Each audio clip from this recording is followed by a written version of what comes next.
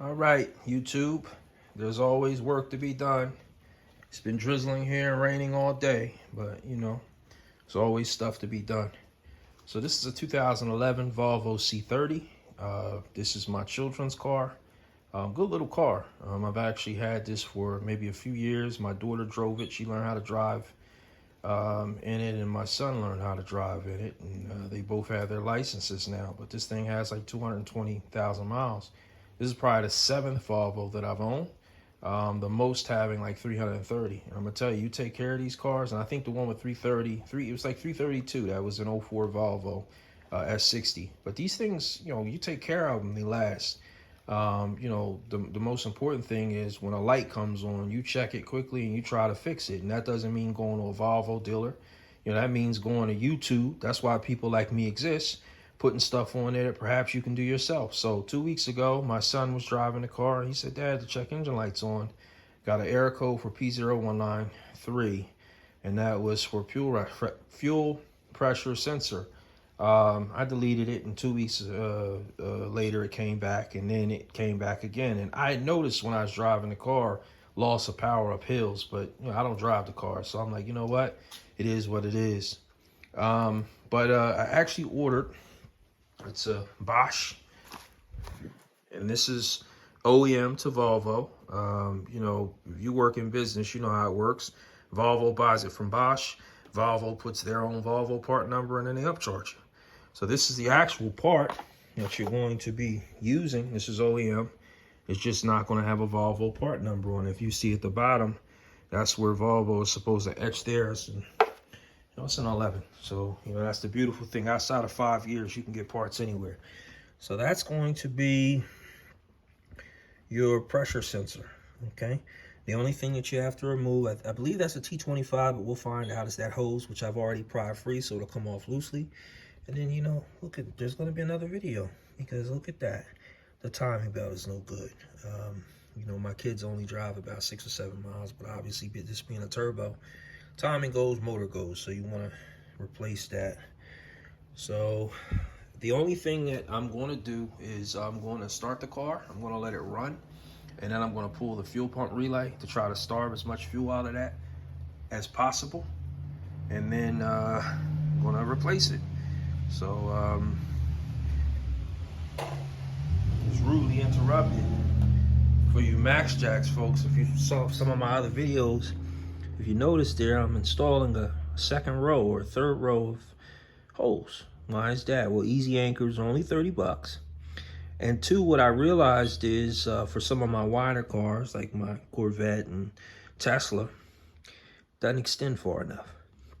So I've drilled the second set, so I can, the Max Jack being portable, I can either use the first set of holes or the second set of holes, depending on the vehicle. So something for you Max Jacks owners to look into. It's simple. You get a set of 5 easy anchors for 30 bucks. And then the only thing I don't like, some of them, you can see how some of them popped up. Don't like that at all.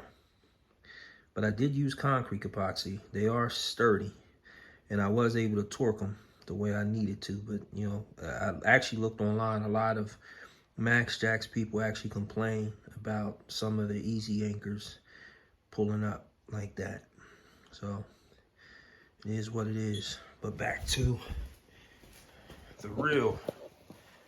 Okay, let's try to get this done. All right. Like I said, I'm gonna run the car, and I'm gonna pull the fuse, which if you've got a T5 turbo, it should be fuse number 74. It's a 15 ampere. So let me go ahead and get ready to start this car and pull that fuse.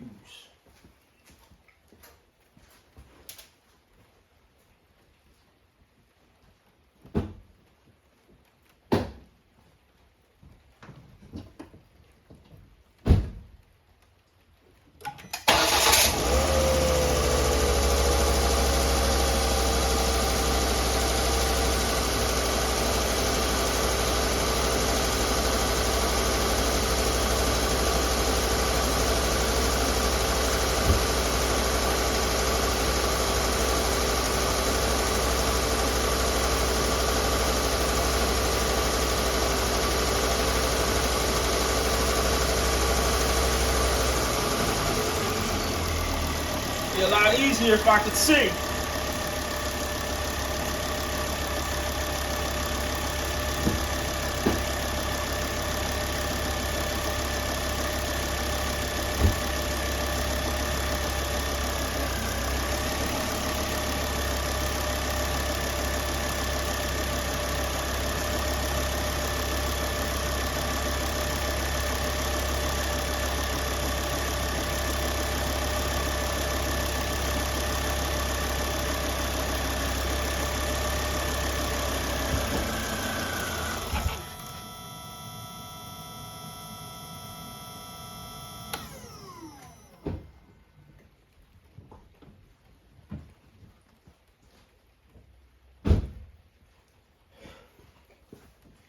So it is in fact fuse number 74.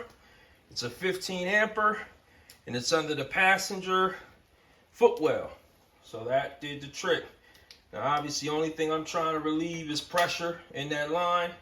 As little as possible. You still will have drippage. So make sure you get a rag and put it up under there. So as I told you before, I used the flathead to kind of loosen up this hose because that's the only thing that actually was in my way. So let me go ahead. I believe that is a, looks like a T25. Not a whole lot of room though in there. So it might be a 15. Let's see.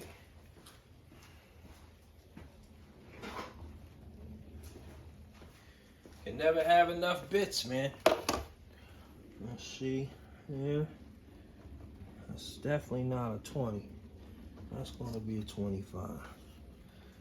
Yeah, that's a 25 there. And then it's not a whole lot of room to turn this thing, so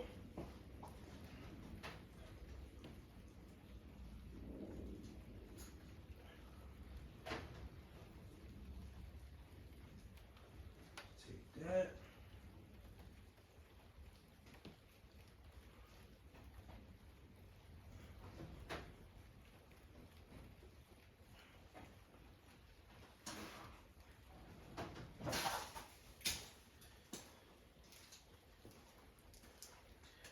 I do not like losing tools, so I'm gonna go for needle nose vise at the top, because obviously I don't want to damage the bottom, but I'm really not a standard guy. I got a lot of metric tools, and I don't have the 1/4 inch needed for that, so I think this will be easier, and then I won't have to worry about dropping my 25, because I'll be in mourning if I lose a tool. Okay.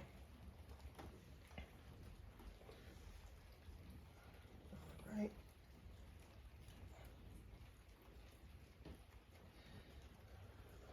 I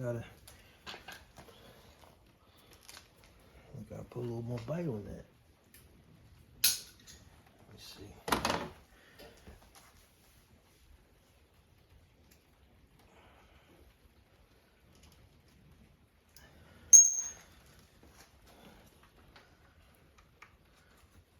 There's no room in there at all.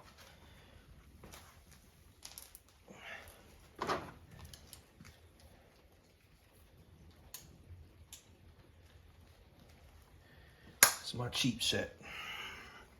Gotta put a little more bite.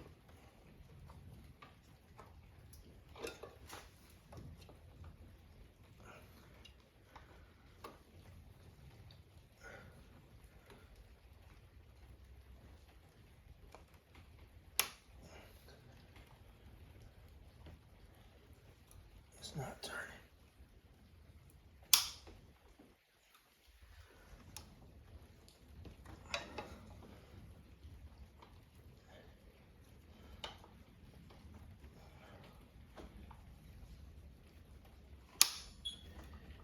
Yeah. It's not turning. Okay.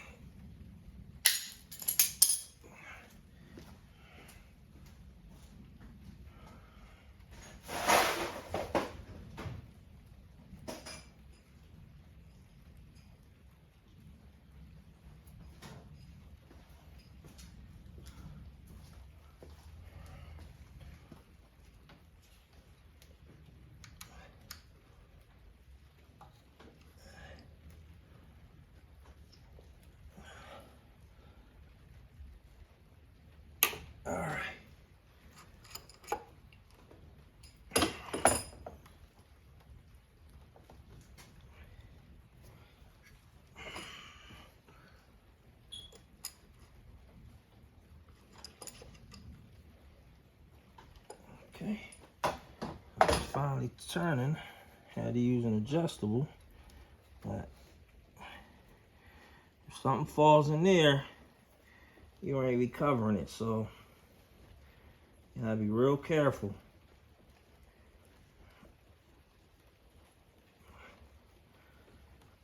Okay. I care less about the screw, I care more about my torques. All right, spin it out by hand. Plenty of metric screws here. All right, you know, put your hand underneath, catch it. Got the screw. There you go. Now I'm gonna get me a rag.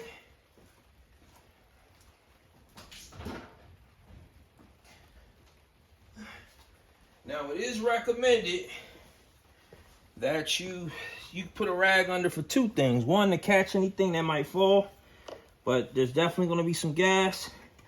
But the other recommendation is to try to swap this out as soon as possible. So I'm actually gonna take this pigtail off now. That way, when I take this fuel sensor off, I can just pop the other one right on, because we all know what gas costs right now. And I don't want to lose a dribble. In fact, I told my kids, bring it back to me with 20, 30 miles. You know what I mean? I don't want to waste any gas. So let's get ready to pry this sucker off.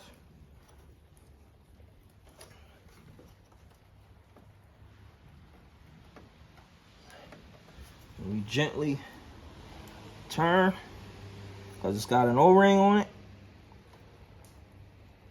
I can feel it coming. Yeah, there it go. Got my other one ready.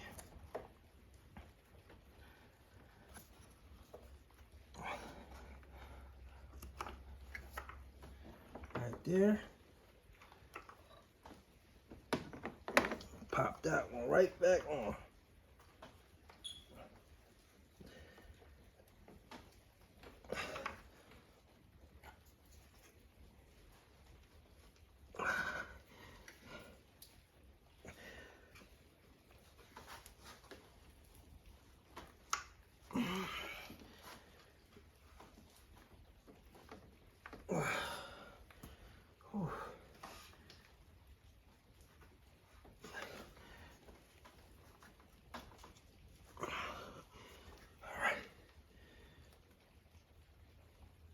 That's on. Okay.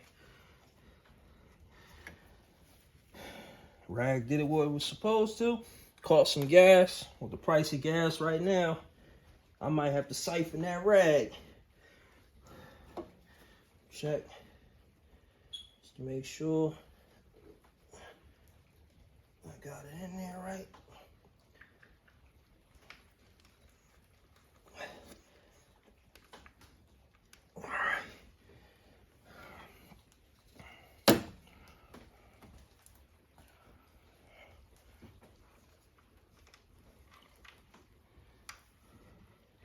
Start turning this by hand.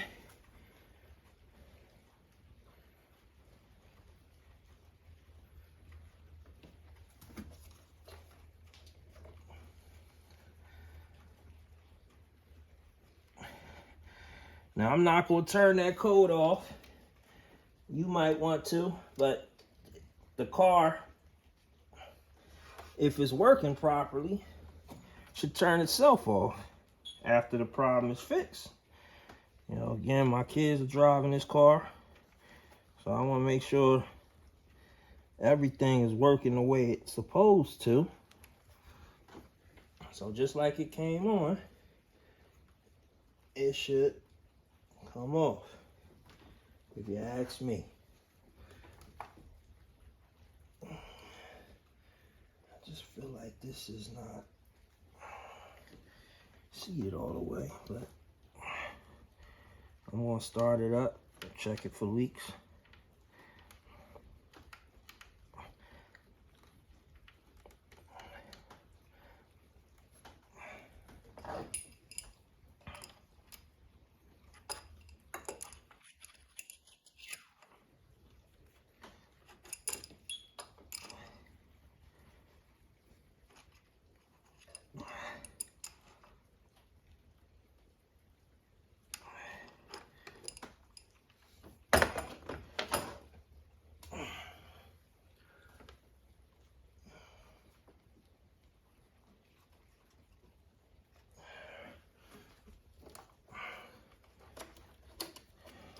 back on.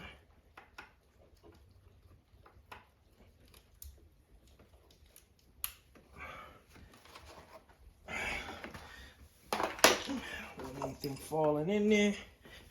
Take all our tools off. Let's go put our fuse back in and make sure this thing works without leaks.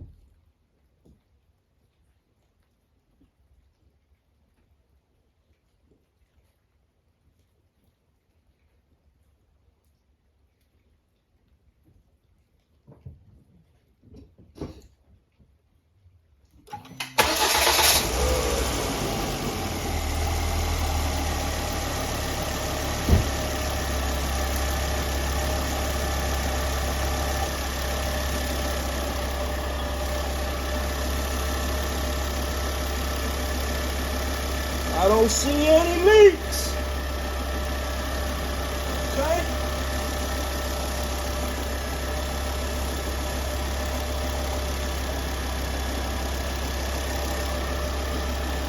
You want to let it run, let it build some pressure. Ain't no point in putting this thing back together if it's leaking.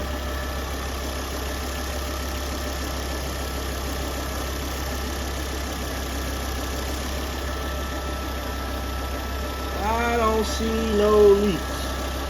So YouTube, thank you again. And I hope somebody saved money. Till next time. Because there's always a next time.